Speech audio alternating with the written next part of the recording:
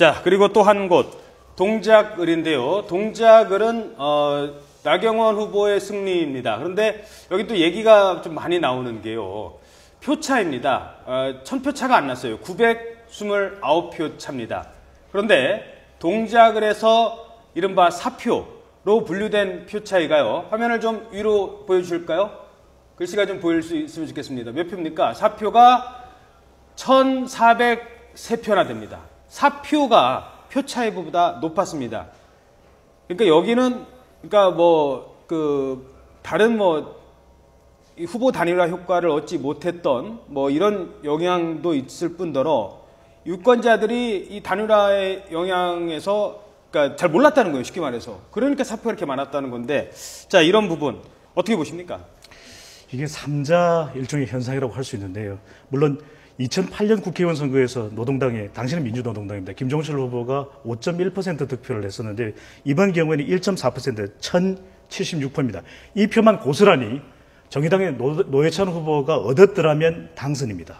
또 하나, 이 기권이 물론 많았지만은 선거장에 가서 제대로 후보에게 투표하지 않은 경우가 무효투표가 1,403표가 발생했습니다. 예. 이 표들이 대체적으로는 엉뚱한 곳에 투표를 냈거나 아니면 중간선에 투표를 냈거나 또 하나는 기동민 후보에게 투표했을 가능성을 점쳐봅니다. 그렇다면 이러한 것들이 마지막까지 이러한 득표들을 갖다가 모으지 못한 이런 것도 하나의 어떤 패인으로 분석할 수 있겠습니다. 예. 사실 이와 유사한 현상이 지난 지방선거에서 경기도지사 선거에서도 이와 유사한 현상이 나타났었죠. 그 당시에도 사표가 굉장히 많아서 그것이 결국 굉장히 부정적인 영향을 준 것이 아니냐 이런 얘기가 있었는데요.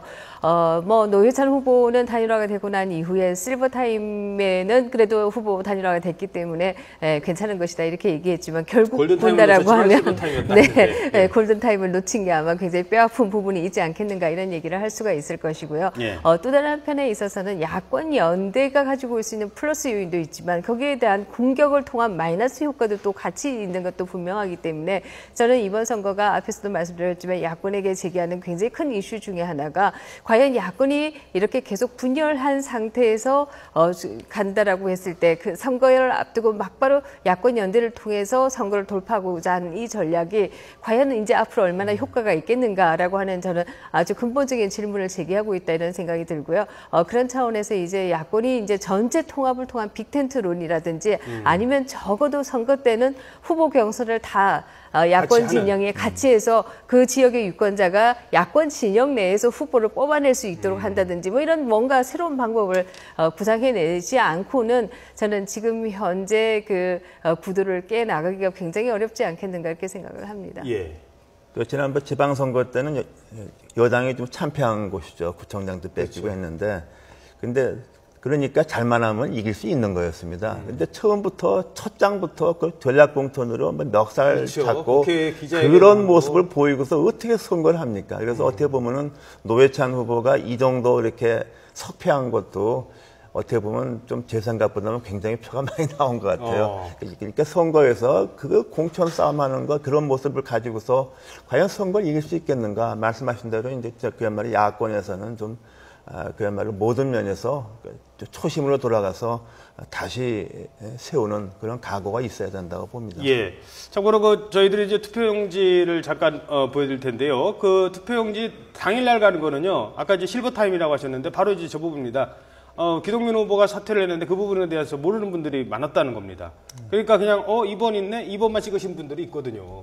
예, 그런 부분이 노회찬, 근데 노회찬 후보도 또 어떤 그 얘기가 있냐면 과거에 한명숙, 오세훈 서울시장 선거할 때 그때 노회찬 후보가 얻은 표 차이만큼 보다 적게 한명숙 후보가 졌거든요. 그때는 김동철 후보 역할을 했는데 이번에는 또 이제 그런 아쉬움을 또 남기는 것 같습니다. 짧게만 말씀드리면 아까 김민정 교수님 말에 덧붙여서 이번 재보궐선거를 평가하는 데서 중요한 포인트이기 때문에 이번에 각 지역에 나타난 이 제3의 후보, 3자 효과가 상당히 이 야권에게는 네거티브하게 작동이 됐다는 것입니다. 특히 중요한 지역을 보면 평택 을에 이 무소속으로 나왔던 김덕중 후보도 사실 야권표를 잠식한 것이었고요. 예. 충남 서산 태안의 박태건 후보도 여권 성향의 후보임에도 불구하고 야권표를 잠식한 것으로 나타나고 있거든요. 바로 이런 부분도 향후에 어떻게 극복할지가 과제로 보입니다. 예. 자, 잠시 뒤에는 새정치민주연합이 오늘 비공개로 이제 회의를 하는데요. 그 회의 들어가는 장면이 나온다고 합니다. 그 내용을 좀 정리를 하도록 하고요. 자, 일단 지금 어제 치러진 재보궐선거 간단하게 다시 한번 저희들이 특징을 정리를 해드리고 얘기 나눠보도록 하겠습니다. 장민정 앵커가 이번 재보궐선거 이후에 특징을 정리를 했습니다. 자, 장민정 앵커, 재보선의 공식이 깨졌다고요? 네. 자, 이번 재보궐선거를 두고 공식이 깨졌다. 자, 이변이 일어났다. 이렇게 평가하는 목소리가 높은데요. 그 이유가 뭘까요? 자세히 살펴보도록 하겠습니다. 자, 먼저 투표율부터 확인해보고 가죠. 이번 선거의 최종 투표율 32.9%였습니다. 사전 투표율이 역대 재보선 가운데 가장 높은 수치인 7.98%를 기록하면서 기대를 모았지만 어차피 투표할 사람이 미리 하는 분산 효과에 불과했습니다. 지역별 편차는 컸습니다. 자, 전국적인 관심을 끌었던 전남 순천 곡성이 51%, 자, 가장 높았고요. 서울 동작을이 46.8%로 그 뒤를 이었습니다. 반면 여야의 텃밭은 상대적으로 관심도가 떨어졌습니다. 부산 해운대 기장갑이 22.9%, 광주 광산을이 22.3%로 낮은 투표율을 기록했습니다. 네, 그동안 치러졌던 역대 재보궐선거 살펴보도록 하겠습니다. 여당의 가혹하다고 할 만큼 불리한 결과들이 많았습니다. 정권 심판의 의미가 컸기 때문인데요. 1987년 이후 치러진 30차례의 재보궐선거 결과를 분석해보면 여당이 이긴 경우는 7차례에 불과했습니다. 자, 이번 새정치민주연합의 참패가 이변으로 받아들여지는 이유가 바로 여기에 있습니다. 또 그동안의 재보선은 정치 거물들의 등용문이나 복귀 무대로 활용됐습니다. 역대 재보선을 발판으로 대선 주자 반열에 올라서 실제 대권까지 잡은 경우도 있는데요. 박근혜 대통령이 그 대표적인 케이스입니다. 지난 1998년 4.2 재보선에서 대구 달성에서 치러진 보궐선거를 통해 당선되면서 정치인으로 활동을 시작했고요. 자, 1993년 김영삼 정권 첫 재보궐선거 승리로 정계에 입문한 손학규 고문은 2011년 4월 27일 재보선에서는 야당 불모지 성남 분당에 입성해서 재보선의 사나이라는 별명까지 붙었습니다. 자, 이뿐만이 아닙니다. 지금 여야의 잠룡으로 거론되고 있는 인물들도 재보선을 통해서 등장했습니다. 지난해 치러졌던 재보궐선거에서는 김무성 새누리당 대표가 부산 영도에 출마해서 정계에 복귀해서 이제 당 대표직까지 올랐고요. 또 2012년 대선 예비후보에서 사퇴한 뒤에 잠시 휴직기를 가졌던 안철수 새정치민주연합 공동대표 역시 지난해 노회찬 전 의원이 의원직을 상실한 서울 노원병에 당선되면서 사실상 대도권 정치에 발을 디뎠습니다. 하지만 이번에는 좀 달랐습니다. 손학규, 임태희, 김두관 등 거물들이 정치 신인에 밀려서 줄줄이 구배를 마셔야 했습니다. 재보선 공식이 워낙 이제 또 미니 총선급 재보선이다 보니까 또 다른 특징이 있고요. 근데 저 하나 또 궁금한 게 뭐냐면 투표율이 높으면 보통은 야당에 유리한 걸로 지금까지는 알고 있었거든요. 근데 이번에는 투표율이 높은 지역에서 그러니까 뭐 순천 곡성이라든가 동작이라든가 오히려 여당 후보가 승리를 냈습니다. 이건 어떻게 봐야 될까요? 여기서 일단 그 내용의 정확한 이해가 필요한데요. 예. 야당 여당이 아니라 재보궐선거는 낮은 투표율 때문에 보수 성향의 정당이나 후보가 유리하다라는 것입니다. 그것은 그렇죠. 이 연령대가 높을수록 보수 성향이 강해진다라고 하는 심리적인 유권자 심리적인 속성이거든요. 그래서 아까 몇 대 몇이라는 대결이 나왔습니다만은 보수 성향의 정당이 유리했다. 이 숫자는 맞습니다.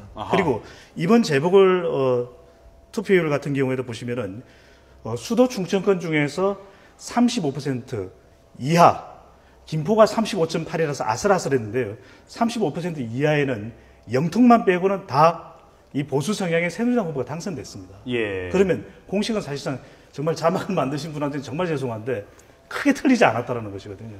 그러면 왜 동작은 이런 현상이 일어나느냐? 진영 대결이 발생을 한 겁니다. 예. 정의당으로 단일화가 되면서 그런 현상이 났다고 보입니다. 네. 예. 자, 지금 오늘 아침 새정치민주연합 비공개로 열린 최고위 화면이 들어오고 있는데요. 현장 화면 함께 보시겠습니다.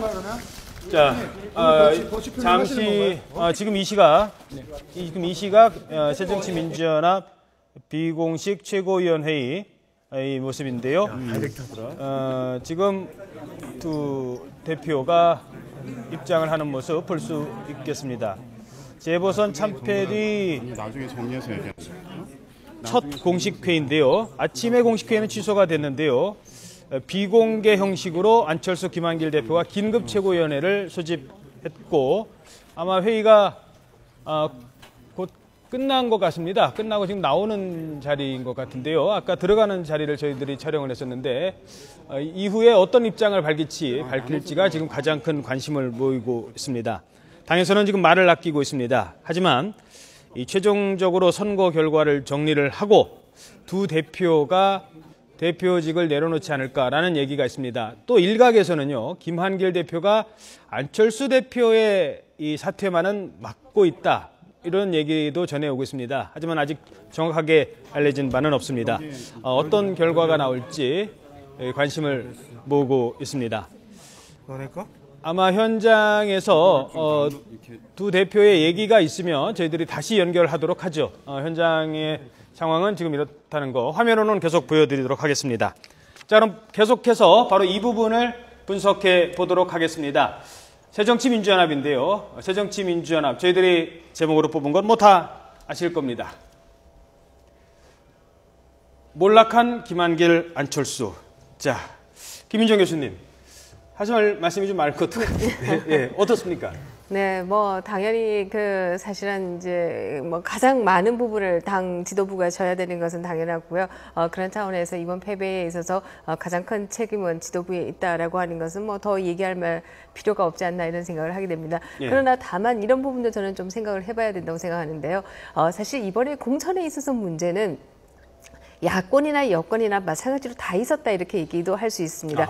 야권의 경우 돌려막기 공천을 했다라고 하면 여권에는 소위 재활용 공천이라고 하는 것을 하면서 소위 뭐 무원칙의 공천을 하기는 양쪽이 마찬가지였다 이렇게 볼 수 있는데요. 예. 그러나 새누리당의 강점은 그런 공천에 문제가 있었음에도 불구하고 선거 자체는 굉장히 단결된 모습으로 선거를 치렀다 이렇게 볼 수 있고요.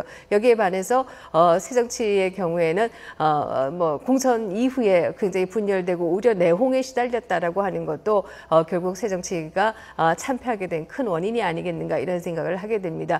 다만 거기서 그치는 것이 아니라 저는 새정치의 강점이 있다고 생각을 하는데요. 그 강점은 바로 무원칙의 공천에 대해서는 별다른 얘기 없이 선거에서는 단결된 모습을 보였음에도 불구하고 전당대회에서는 오히려 비주류 대표를 뽑음으로써 당의 세력 교체를 이뤄낸 것이 저는 새정치의 새누리의 굉장히 큰 강점이 아니었나 이런 생각을 하는데요. 여기에 반해서 새정치의 경우에는 끊임없는 당내 싸움과 시끄러움을 통해서 유권자에게 오히려 질리게 만들어버리는 이런 현상이 나타났는데 예. 저는 이것이 앞으로도 새정치가 극복해야 될 굉장히 큰 문제이고 이것은 2012년 총선 이후에 끊임없이 계속해서 나타나는 현상이죠. 2012년 총선에서도 결국 개파 공천을 통해서 개파 간의 분란이 일어나고 이것으로 인해서 선거에 졌는데 그 당시에도 다 차려놓은 밥상을 뭐 스스로가 차버렸다 이런 평가들을 그 당시에도 받았는데요. 이번에도 역시 마찬가지가 아니겠는가 이런 생각을 할 수가 있습니다. 결국 선거 자체의 승패보다도 더 중요한 게 개파 간에 있어서 이해관계였기 때문에 이런 개파 공천이 나왔고 이 때문에 유권자가 분노할 수밖에 없었던 것이 아니냐. 그렇다라고 한다면 앞으로 이 개파 문제를 어떻게 해결할 것이냐를 또 야권이 지어야 될 하나의 숙제가 아닌가 싶습니다. 예. 그러니까 지금 뭐 공천에서부터 승패가 갈렸다라고 했는데 김 교수님 말씀은 공천은 여야 모두 잘못한 거지만 문제는 공천 실패가 새누리당은 어찌됐든 개파 분열로는 안 나타나는데 새정치민주연합에서는 그 개파 분열로까지 이어지면서 또 표를 잃게 됐다라는 분석인 것 같고요. 네, 그렇지만 또 새누리의 경우에는 또 그 당내 주류를 또 교체하는 또 예. 그런 저력도 보였지요. 예. 네.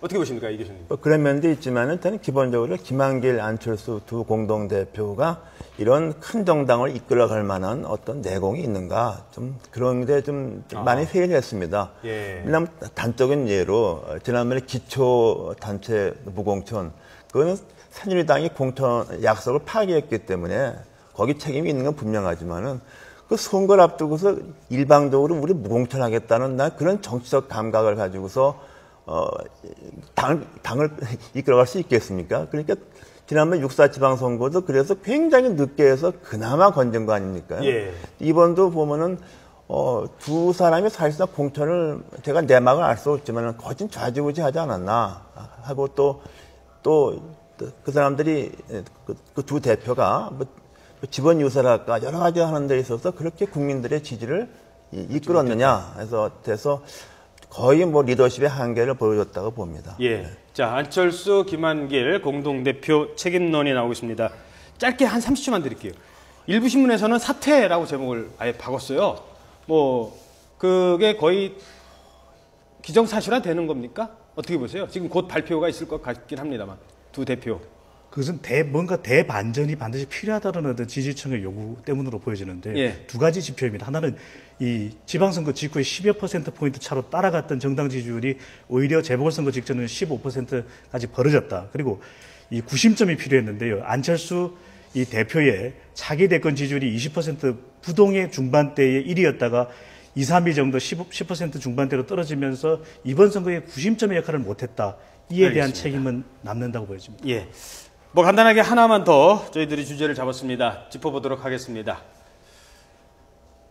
무대에 우뚝 선 김무성입니다. 자, 김무대가 무대에 아주 우뚝 섰다고 하는데 이번 선거 이렇게까지 새누리당이 승리할 거라고 예상을 많이들 못했는데 간단하게 답변해 주시죠. 이 상태가 된다면 기존에 뭐 당회의에 잘 나오지 않았던 서청원 대표 최고위원도 뭐 나가고 당분간 청와대를 향한 새누리당의 입지도도 커질 것 같고 뭐 이런 기대들을 많이 하거든요. 어떻게 보십니까? 당청 관계. 두 가지 지표입니다. 새누리당의 결속력은 강화될 수밖에 없거든요. 지지율도 40% 중반 정도로 유지될 가능성이 공산이 큽니다. 그렇다면 이 당 대표를 중심으로 해서 뭉칠 수가 있는 것이고요. 그리고 정부 2기 내각 추진에 대한 어떤 긍정적 시그널도 있기 때문에 대통령의 지지율도 반전 모멘텀이 있지 않겠습니까? 예. 그렇기 때문에 상당히 이 김무성 당 대표의 영향력 자체는 차기 대권 주자의 지지율만 보더라도 상당히 상승할 여지가 있다. 이렇게 보여집니다. 예, 두 분께 한 30초밖에 못 드리겠습니다. 먼저 김 교수님 말씀. 네, 저도 마찬가지로 봅니다만은 그러나 전국에는 대통령의 임기가 이제 후반으로 갈수록 또다시 분열은 내정되어 있다.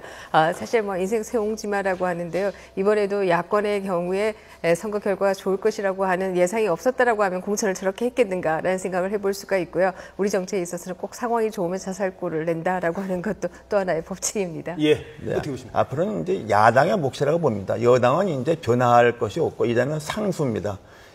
야당이 어떻게 해서 새로운 리더십을 만들어서 전국을 이끌어가느냐가 앞으로 이제 우리가 봐야 할 것이라고 생각합니다. 예, 알겠습니다. 네, 세 분 말씀 오늘 잘 들었습니다. 재보선 결과 분석해서 봤습니다. 고맙습니다. 네. 감사합니다.